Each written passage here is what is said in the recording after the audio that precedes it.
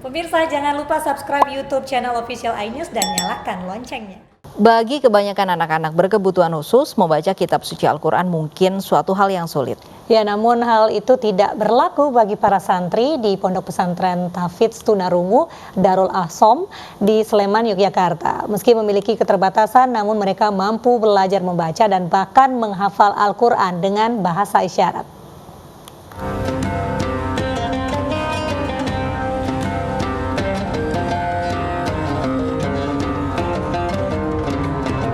Beginilah suasana kelas tahfidz di Pondok Pesantren Tahfidz Tunarungu Darul Ahsom di Sleman, Yogyakarta. Tanpa suara, puluhan santri anak berkebutuhan khusus tunarungu dan tunagrahita ini secara khidmat belajar kitab suci Al-Quran. Mereka tak membaca ayat demi ayat dengan bentuk pelafalan suara, melainkan mengeja satu persatu huruf hijaiyah dalam ayat tersebut dengan bahasa isyarat. Di bawah bimbingan sejumlah ustadz dan ustazah, para santri dan santriwati ini bahkan tidak sekedar pandai membaca Al-Quran saja, melainkan juga menghafalnya hingga beberapa juz. Meski memiliki keterbatasan, namun semangat mereka untuk bisa menjadi hafiz dan hafizah begitu luar biasa. Tangan-tangan mereka tak kenal lelah bergerak menunjukkan isyarat. Bahasa isyarat untuk menghafal Al-Quran di pondok pesantren ini tidak sembarangan, karena mengambil sanad dari Taif, Arab Saudi.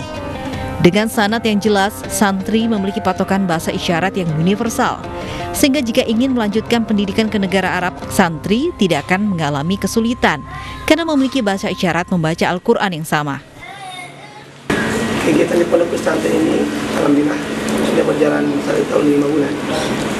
Jadwalnya dimulai dari sholat tahajud jam 3 subuh mereka sudah bangun, dilanjutkan dengan sholat berjamaah dan mengaji subuh sampai isya. Setelah itu waktu bebas, sarapan dan lain-lain, lanjutkan dengan program duha dan mengaji waktu duha sampai setengah 11 siang.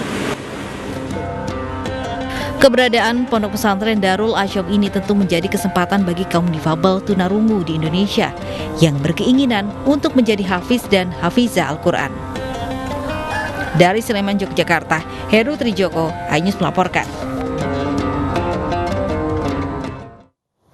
Belajar membaca dan menghafal Al-Quran bagi anak-anak berkebutuhan khusus kini bukanlah hal yang sulit. Sudah terhubung bersama kami ada Anissa Rizkia di Pondok Pesantren Tahfidz Darul Ahsom Sleman, Daerah Istimewa Yogyakarta. Selamat siang, Anissa. Selamat siang, Alofi dan juga Mirfa. Pada kesempatan pada siang hari ini, saya berada di Pondok Pesantren Tunarungu Darul Ahsom, yang mana saya akan perlihatkan kepada pemirsa sekalian, ini mereka sedang dalam hening, mereka sedang melantunkan ayat-ayat Al-Quran begitu dengan mengeja satu persatu huruf hijaiyah. Dan memang ini sejumlah sekitar 55 santri yang ada di pondok pesantren ini, mereka semua adalah tunarungu. Dan untuk mengetahui metode pembelajaran seperti apa yang diajarkan di sini, saya akan langsung berbincang dengan pengasuh sekaligus pendiri dari pondok pesantren ini. Assalamualaikum Ustadz. Waalaikumsalam warahmatullahi wabarakatuh. Subhanallah, ini saya langsung disapa dengan bahasa isyarat ya Ustadz ya. Nah, ini bisa dijelaskan sebenarnya pembelajaran yang diberikan kepada teman-teman tunarungu di sini seperti apa Ustadz dalam hal membaca Al-Quran?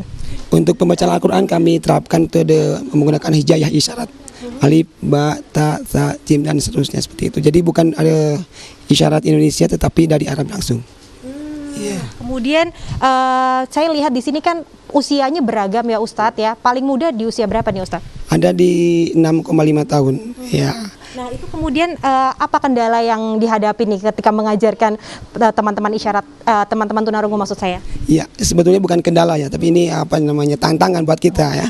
Ya, hanya untuk anak yang baru masuk sini memang belum bisa berisyarat, kita suasanakan dulu dengan suasana isyarat dengan teman-temannya. Tidak lama kemudian mereka juga insya Allah akan beradaptasi secepat alami. Dan insya Allah setelah itu kita lebih mudah lagi untuk mengajarkan kepada mereka. Nah, ini Ustadz sebagai pendiri, sebenarnya apa yang melatar belakangi Ustadz sendiri, mengapa mendirikan pondok pesantren diperuntukkan untuk tunarungu? Ya, sebetulnya kami ada rasa mahabbah kepada mereka ya, cinta kepada mereka, sudah terlanjur sayang dengan mereka, sudah 12 tahun dengan mereka, sehingga baru tahu 1,5 tahun kemarin kami ya sudah bersikeras, udah kita buat saja pondok untuk mereka gitu. Iya. Jadi baru tahun 2019 dan itu menjadi pioner ya di Indonesia, menjadi pertama ini adalah pondok pesantren diperuntukkan untuk tunarungu. Nah Ustadz, kalau saya boleh Ustadz bisa berinteraksi begitu kepada teman-teman tunarungu santriwan di sini, bisa sembari mengajarkan begitu, contohnya seperti apa nih Ustadz? Dalam hal mengoreksi mungkin. Contoh, baca surat. Oke. Ya. Ya, dia akan Bismillahirrahmanirrahim. Ya. Nah, dia lupa memberikan batasan ayat. Iya, alhamdulillah rabbil alamin. Iya, betul. Ar-Rahman Ar-Rahim. Iya, betul. Maliki yaumid yau setengah belum. Lupa memilah ayat. Iya, Masya Allah. Iyyaka na'budu wa iyyaka nasta'in. Iya.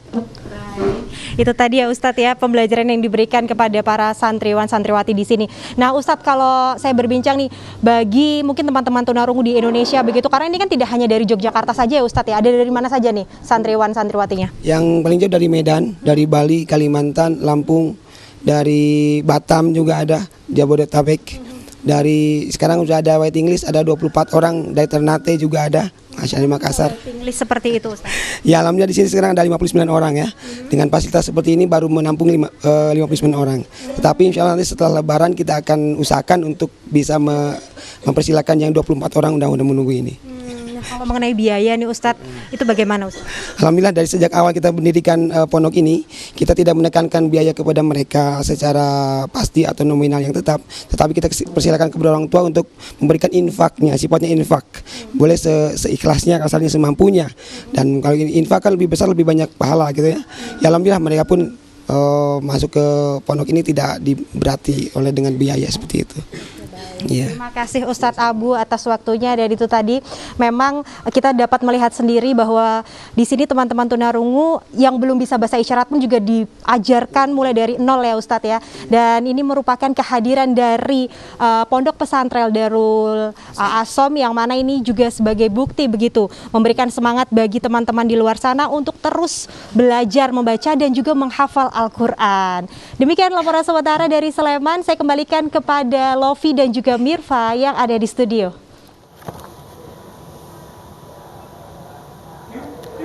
Ya baik, terima kasih Anissa atas laporan langsung Anda. Menarik sekali ya Lofi ya. Jadi beribadah memang bisa buat semua ya. Iya, dengan segala keterbatasan kita mampu atau menghafal Al-Quran tentunya.